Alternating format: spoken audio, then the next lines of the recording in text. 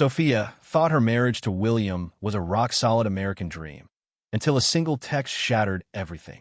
A stranger's voice in a coffee shop sparked a forbidden connection, but when secrets unravel, William's quiet strength delivers a reckoning no one saw coming. Will love survive betrayal, or will truth demand a steeper price? The bell above the bakery door jingled as Sophia pushed a tray of fresh blueberry muffins into the display case.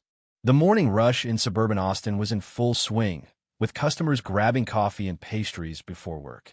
She flashed a warm smile at Mrs. Delgado, a regular, handing her a paper bag with a perfectly iced cinnamon roll. "See you tomorrow," Sophia called, her voice bright but practiced. Across the counter, William kneaded dough for the lunch rush, his hands moving with quiet precision. Their bakery, Sweet Haven, was a local gem, known for its cozy vibe and the couple's seamless teamwork. To outsiders, they were the picture of the American dream. High school sweethearts who build a life together. But Sophia's smile faded when the last customer left, her eyes lingering on the empty doorway. William wiped flour off his hands and checked his phone, scrolling through supplier emails. "Need more vanilla extract by Friday," he muttered, not looking up. Sophia nodded, wiping down the counter, her movements mechanical. They hadn't shared a real conversation in weeks, maybe months. The spark that once lit up their late-night baking sessions, filled with laughter and stolen kisses, had dulled to a routine of orders and schedules. She missed the William who'd sneak a flour-dusted hand around her waist, whispering silly jokes. Now their exchanges were clipped, functional like co-workers clocking in. A man walked in, breaking the silence. He carried a worn notebook, his posture relaxed but curious. "Morning," he said, scanning the display.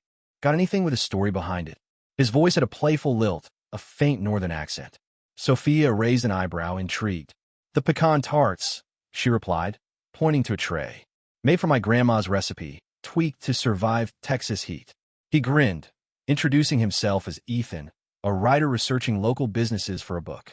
His interest felt personal, not transactional, and Sophia felt a flicker of warmth she hadn't known she'd missed. Ethan ordered a tart and lingered at a corner table, scribbling notes. Sophia caught herself glancing his way, drawn to his easy confidence. When he asked about the bakery's history, she shared how she and William started it after college, pouring their savings into a dream. Ethan listened, his eyes locked on hers, as if every word mattered. "You're the heart of this place," he said, leaning forward. "It's how you talk about it." Sophia's cheeks warmed, and she brushed it off with a laugh, but his words lingered like a melody. William, meanwhile, was troubleshooting a faulty oven in the back. He cursed under his breath as the repair tech quoted a steep price. Sophia overheard, offering to call another supplier, but William waved her off. "I'll handle it," he said, his tone sharper than intended. She retreated to the counter, stung. Ethan, still at his table, noticed the exchange and jotted something in his notebook. As he left, he slipped a business card towards Sophia. "For the book," he said with a wink. "Or if you ever want to talk recipes." Her fingers brushed his as she took the card, and a jolt ran through her. That night, Sophia sat at the kitchen table, William's snores drifting from the bedroom. She stared at Ethan's card, her thumb tracing the edges. The bakery closed early on Mondays, and she texted him, suggesting a quick coffee to discuss his book. His reply came instantly, "Tomorrow, 10 a.m. The brew stop?" Her heart raced as she typed yes. She deleted the chat, guilt creeping in, but the thrill of being noticed overpowered it. She went to bed, lying inches from William, yet feeling miles apart. The next morning, the brew stop buzzed with college students and freelancers. Ethan waited at a corner booth, his notebook open. Sophia arrived, her hands fidgeting with her purse strap. They talked about the bakery, then veered into favorite books and forgotten dreams. Ethan shared stories of his travels, his words painting vivid images that made Sophia laugh, a sound she barely recognized. "You've got a spark," he said, his gaze steady. "Don't let it dim." She deflected with a joke, but his attention felt like sunlight after years of shade. Back at Sweet Haven, William noticed Sophia's absence, but didn't ask where she'd been. He was elbow-deep in a new sourdough recipe, determined to perfect it for the weekend crowd. A customer complimented his croissants, and he managed a tight smile, but his mind was on the bakery's thinning profits. Sophia returned, humming softly, her energy brighter than usual. She rearranged the display case, her movements almost buoyant. William glanced at her, sensing a shift, but said nothing, burying his unease in work. Over the next week, Ethan's visits became a routine. He'd order coffee, linger, and draw Sophia into conversations that felt like escapes. She started texting him after hours, sharing small thoughts, jokes, memories, frustrations. Each message felt like a rebellion against the monotony of her life. William, meanwhile, stayed late at the bakery, tweaking recipes and avoiding the growing distance at home. One evening, Sophia lingered after closing, helping Ethan with a chapter outline. Their hands brushed as they passed a pen, and the air crackled with unspoken tension. On Friday, Ethan suggested a walk to a nearby park after the bakery closed. Sophia hesitated, knowing the line she was nearing, but agreed. The park was quiet, the late afternoon sun casting long shadows. They sat on a bench, and Ethan spoke softly about feeling stuck in his own life, searching for something real.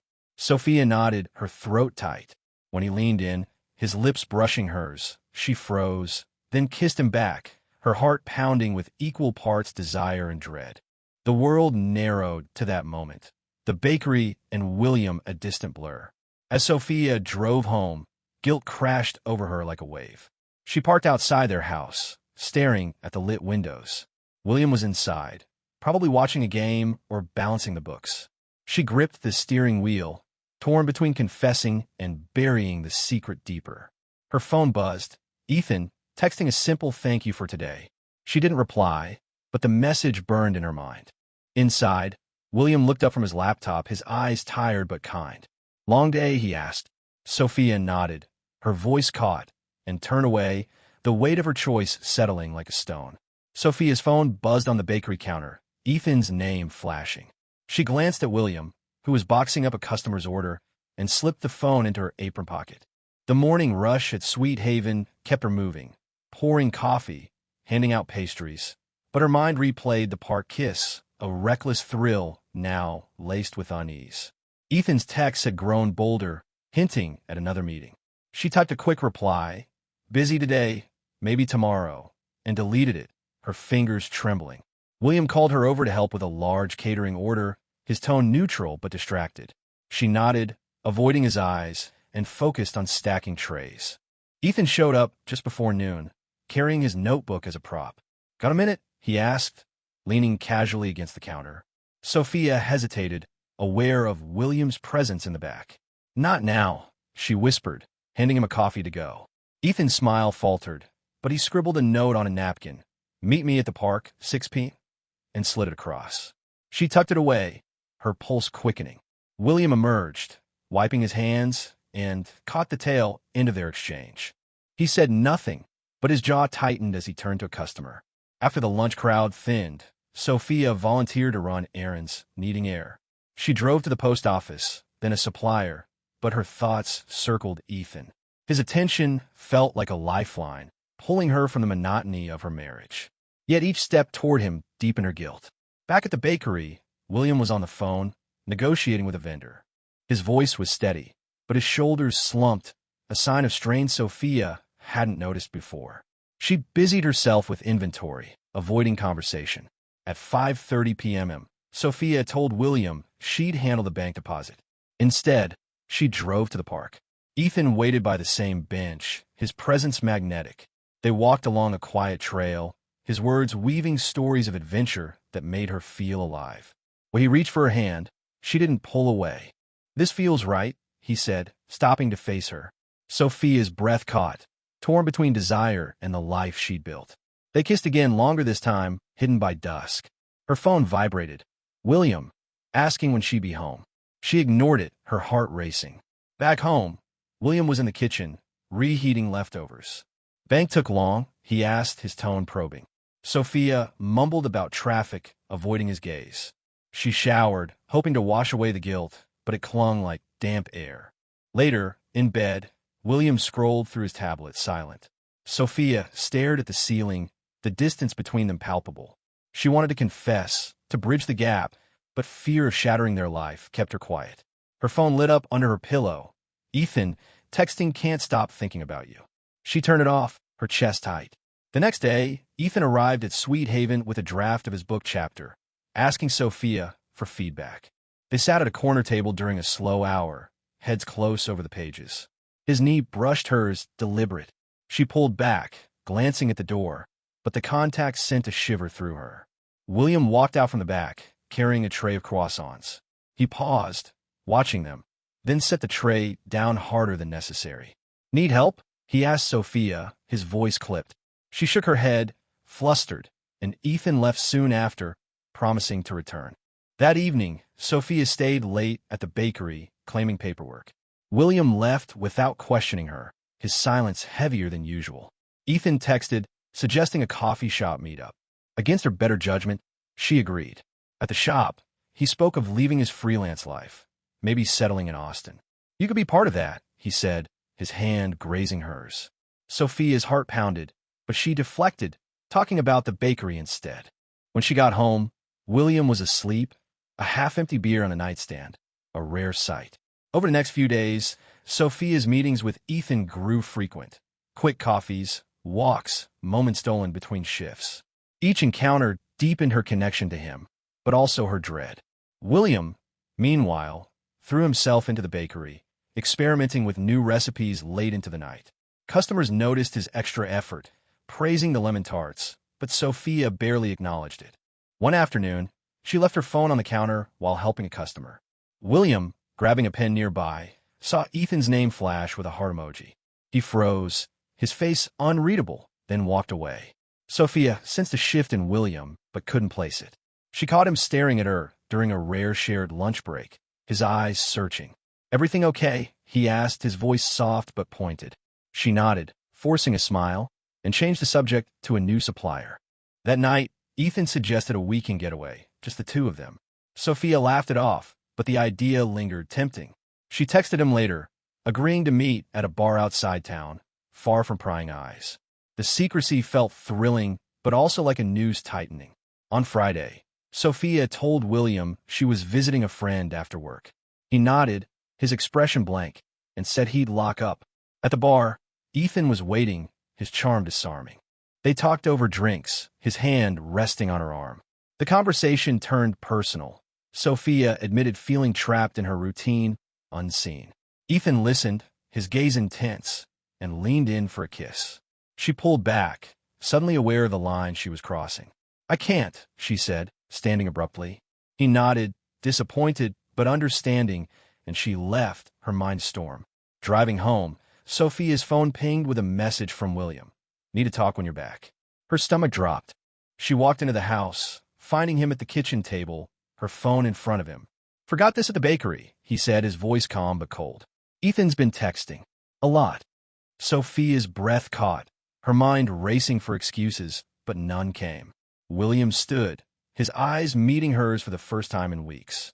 "Tell me the truth," he said, his voice steady but laced with pain. The air between them crackled with unspoken betrayal, and Sophia knew the next words would change everything. Sophia stood frozen in the kitchen, William's gaze pinning her like a spotlight. Her phone lay between them, Ethan's latest message glowing on the screen. "Missed you tonight. Tomorrow?" William's voice, steady but raw, cut through the silence. "How long?" Sophia's throat tightened, words failing her. She sank into a chair, hands trembling. "A few weeks," she admitted, her voice barely audible. "It wasn't planned. It just happened." William nodded, his jaw clenched, and walked to the living room, leaving her with the weight of her confession. The next morning, Sweet Haven opened as usual, but the air was thick with tension. Sophia worked the counter, her smiles forced, while William stayed in the back, prepping dough in silence. Customers sensed the strain, their chatter quieter than usual. Sophia's phone stayed off, but Ethan's absence from the bakery felt like a missing pulse. She caught William watching her once, his eyes unreadable, before he turned back to the oven. She wanted to speak, to explain, but the words felt hollow before they formed. By noon, William left for a delivery without a word. Sophia's guilt churned, but she pushed through, helping a rush of students. Where her phone buzzed in her pocket, she ignored it, focusing on ringing up orders. Later, alone in the storage room, she checked the message, Ethan, asking why she'd gone quiet. She typed a reply, "Need space. Please don't come by," and hit send, her chest tight with resolve. The bakery's bell jingled, and she hurried out, expecting a customer. It was William, back early, holding a folder. "We need to talk," he said, locking the door behind him. He set the folder on the counter, bank statements, bakery records, their shared life in numbers. "I saw the text last night," he said, his voice low. "I know it's more than coffee." Sophia's stomach dropped. She started to speak, but he raised a hand. "I checked your phone. I had to know." He pulled out a printed screenshot. Her messages with Ethan, flirtatious and damning.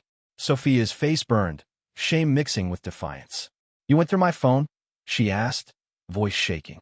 "You left me no choice," William replied, his tone even but pained. "I trusted you, Sophia. 20 years, and this?" He slid the folder toward her. "I also found our accounts. You've been withdrawing cash." "For what?" Sophia froze, realizing she'd used their joint account for coffee runs with Ethan. "It wasn't much," she stammered, but William shook his head. "It's not the money. It's the lies." He stepped back, his hands gripping the counter. "I need to know everything." Sophia's voice broke as she recounted the meetings, the park, the kisses. She admitted feeling invisible, craving attention William no longer gave. "I didn't mean to hurt you," she said, tears falling. William listened, his face a mask of restraint. When she finished, he walked to the door, pausing. "I'm not deciding anything now," he said, "but I can't stay here tonight." He left, the bell's jingle echoing like a final note. Sophia closed the bakery alone, her hands shaking as she locked up. At home, William's absence was stark, his keys gone, his jacket missing. She texted him, "I'm sorry. Can we talk?" No reply came. She sat on the couch, staring at the screenshot he'd left behind, each word a reminder of her betrayal. Her phone buzzed, Ethan again, asking to meet. She deleted the message without responding, her resolve hardening. She needed to face William, not escape into another mistake. The next day, William returned to Sweet Haven but worked in silence, avoiding Sophia's attempts at conversation. She noticed his red-rimmed eyes, a sign he hadn't slept. A customer asked about their famous lemon tarts, and William forced a smile, handing over the order. Sophia watched, guilt gnawing deeper. Mid-morning, Ethan walked in, ignoring her earlier text. "We need to talk," he said, his tone urgent. Sophia glanced at William, who was boxing pastries nearby, and shook her head. "Not here," she whispered, leading Ethan outside. In the alley behind the bakery, Ethan pressed her. "What's going on? You're shutting me out." Sophia's voice was firm. "This was a mistake. I'm married. It's over." Ethan's face fell, but he nodded, stepping back. "If you change your mind, I'm here," he said, then walked away. Sophia returned inside, her heart pounding. William was at the counter, watching her through the window. "Was that him?" he asked, his voice cold. She nodded, unable to lie anymore. He turned away, grabbing a tray and disappearing into the back. That evening, William called a meeting at the bakery after closing. Sophia arrived, expecting another confrontation, but found their lawyer, Maria, there too. William's voice was steady. "I've been thinking," he said, sliding a document across the table, separation papers. "I can't trust you right now. I need time." Maria explained the terms. William would take a temporary apartment, and they'd split bakery duties. Sophia's eyes welled up, but she signed, her hand shaking. "I didn't want this," she whispered. William met her gaze. "Neither did I." As Maria left, William stayed, his expression softening slightly. "I'm not giving up on us yet," he said. "But you need to figure out what you want." He handed her a business card for a therapist. "For you. Maybe for us later." Sophia took it, her throat tight. William walked out, leaving her alone in the bakery. She sat at the counter, the weight of her choices pressing down. Her phone stayed silent. No text from Ethan, no reply from William. The future was uncertain, but one truth was clear. The next move was hers. Sophia woke to an empty house, the silence deafening without William's morning routine. She clutched the therapist's card he'd left, her fingers tracing the edges, but set it aside, not ready to call. At Sweet Haven, she worked the morning shift alone, the bakery's rhythm off without William's steady presence. Customers asked about him, their concerns sharp against her forced smiles. She texted him, "Can we meet tonight?" but got no reply. Her focus faltered, and she miscounted change twice, apologizing to a regular who waved it off. William, in his new apartment across Austin, spent the morning unpacking boxes. He ignored Sophia's text, his phone face down on the counter. The separation papers sat signed on his desk, a reminder of the fracture in their life. He drove to a local community center where he'd volunteered to mentor young entrepreneurs. Teaching a teen how to draft a business plan, he found a flicker of purpose, but Sophia's betrayal lingered, a weight he couldn't shake. He drafted a message to her, "Need more time," but deleted it, unsure. Sophia closed the bakery early, unable to bear the quiet. She drove to the therapist's office, unannounced, and booked an appointment for the next day. On her way home, she passed the park where she'd kissed Ethan, her stomach twisting. She deleted his contact, a small act of closure. At home, she found a note from William, slipped under the door. "I'll handle tomorrow's morning shift. Stay home." The word stung, but she respected his space, texting back, "Okay, I'm starting therapy." No response came. The next day, Sophia met Dr. Harper, a therapist with a calm demeanor. She spilled everything: her loneliness, Ethan's attention, the betrayal. Dr. Harper listened, then asked, "What do you want from this pain?" Sophia paused, unsure. "To feel like myself again," she said finally. Dr. Harper assigned her a journal to track her emotions, a task Sophia took home, writing late into the night. Her words were raw, tracing years of feeling unseen, not just by William, but by herself. William, meanwhile, threw himself into mentoring. He helped a young couple refine their food truck pitch, his advice sharp from years at Sweet Haven. Their gratitude eased his hurt, but at night, alone, he replayed Sophia's confession. He called their daughter, Lily, now 22 and in college. "Dad, are you okay?" she asked, sensing his strain. He admitted the separation, sparing details. Lily urged him to talk to Sophia, but he deflected, promising to think about it. Hanging up, he felt a pang of guilt for shutting her out.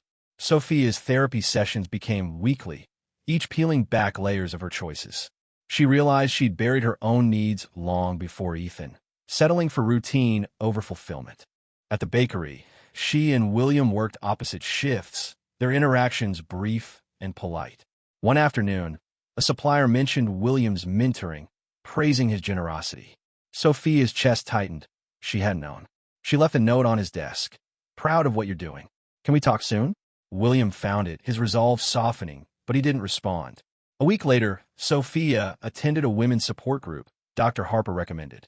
She listened to stories of loss and reinvention, her own pain finding echoes.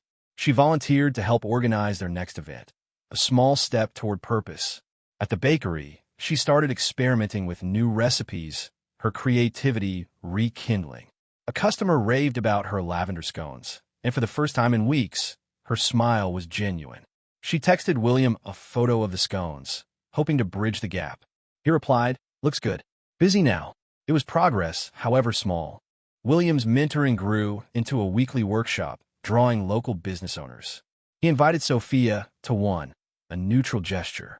She attended, sitting in the back, watching him guide a nervous teen through a pitch.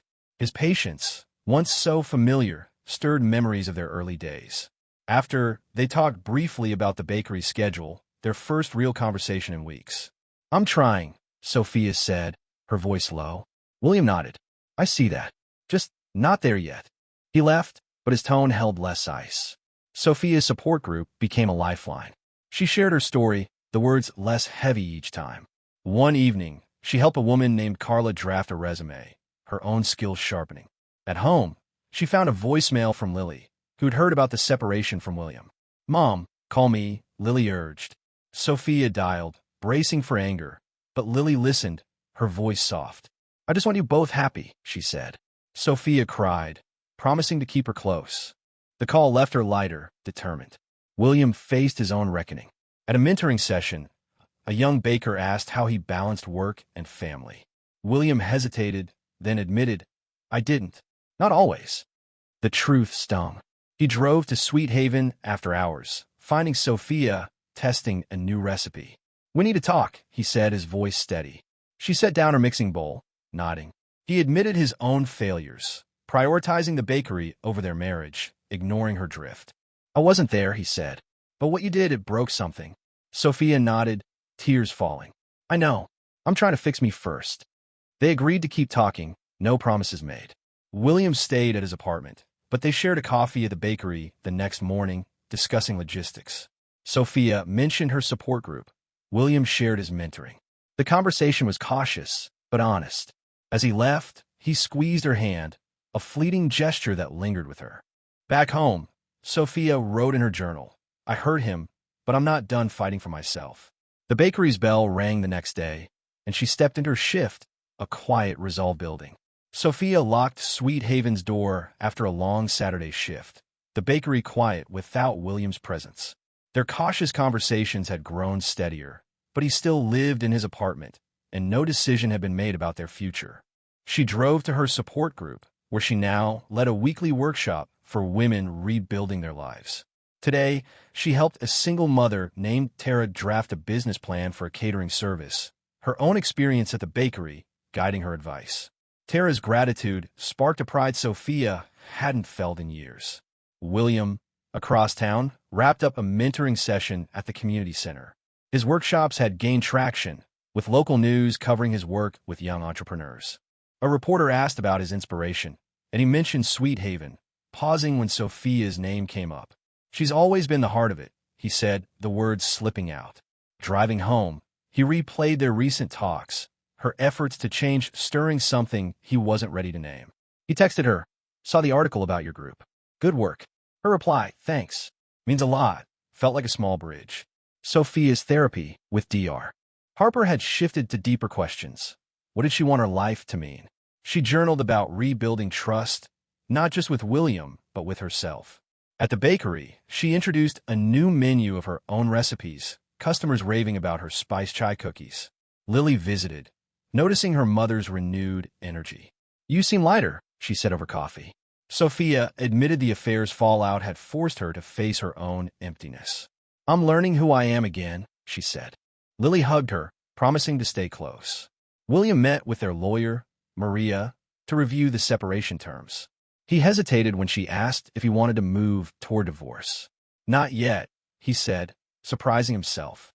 Later, he joined a mentoring event where a young baker, Javier, pitched a pop-up dessert stall. William offered to let him use Sweet Haven's kitchen after hours, a decision he knew Sophia would support. He called her, explaining the plan. "That's generous," she said, her voice warm. "Can I help?" They agreed to meet Javier together, a shared purpose sparking. The pop-up event became a turning point. Sophia and William worked side by side, guiding Javier through his first night. Customers filled the bakery, drawn by the buzz. Sophia handled the counter while William coached Javier on presentation. Their teamwork felt natural, like old times, but neither acknowledged aloud. When Javier thanked them, eyes shining, Sophia glanced at William, their shared look holding a quiet understanding. After cleanup, they sat with leftover pastries, talking about the night's success. "We're still good at this," William said. Sophia nodded, her throat tight. Lily organized a family dinner, insisting both parents attend. At her apartment, they ate takeout, the mood tentative but warm. Lily shared her grad school plans, then asked about their future. William admitted he wasn't ready to give up on their marriage. Sophia, surprised, said she was working on herself but wanted to try too.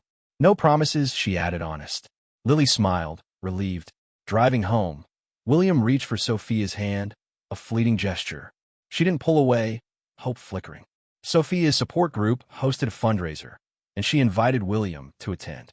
He arrived, helping set up tables, his presence steadying her nerves. During her speech, Sophia shared her journey, not the affair, but the rediscovery of her strength. The crowd applauded, and William's nod from the back felt like a lifeline. Afterward, they walked to a nearby diner, talking about their separate paths, his mentoring, her workshops. "I miss us," he said suddenly. Sophia met his gaze. "I do too, but I need to be whole first." He nodded, respecting her truth. Weeks later, they met Maria again, this time to pause the separation. They agreed to couples counseling, a step toward rebuilding. At Sweet Haven, they alternated shifts but shared more moments, laughing over a botched recipe or planning Javier's next pop-up. Sophia's group expanded, and she trained Tara to lead sessions, freeing her to focus on the bakery. William's mentoring earned a grant, funding a youth program. Their lives, once fractured, began to intertwine, through shared purpose. One evening, they closed Sweet Haven together, the first time in months. Sophia locked the door, while William boxed the day's leftovers for a shelter. "Want coffee?" she asked, gesturing to the machine. They sat at a table, the bakery dark except for a single light. William admitted he'd feared losing her forever. "I wasn't enough," he said. Sophia shook her head. "We both stopped trying. But I want to now." They agreed to take it slow, no rush to erase the pain, but a commitment to face it. A year after the affair, Sophia and William attended Lily's grad school acceptance party. They stood together, not as a perfect couple, but as two people choosing to rebuild. Sophia's workshops thrived, empowering others, while William's program grew, inspiring Austin's youth. They hadn't moved back in together, but their weekly dinners and counseling sessions built a fragile trust. As they toasted Lily, their hands brushed a quiet promise. The hurt remained, but so did their resolve to heal, proving accountability could mend what betrayal broke.